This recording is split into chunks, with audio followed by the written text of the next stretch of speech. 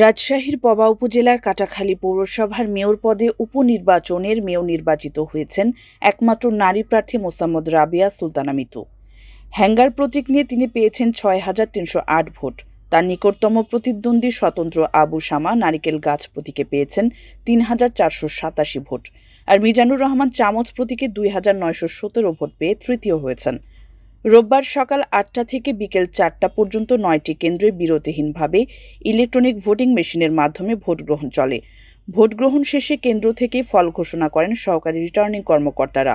৯টি কেন্দ্র থেকে পাওয়া তথ্য মতে ভোটের এই ফল জানা গেছে।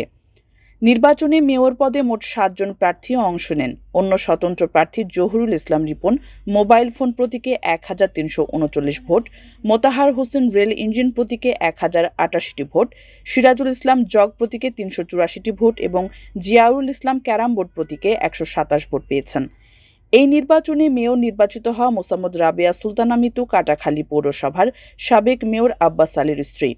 উৎসবমুখর পরিবেশে ভোট দেন ভোটাররা।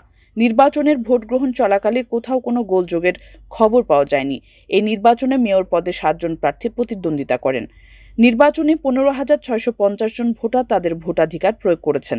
এই পৌরসভায় ভোটার ছিলেন ২৩,৫৪১ জন, যার মধ্যে নারী ভোটার ১১,৭৭৬ এবং পুরুষ ভোটার ১১,৮৮৬ জন।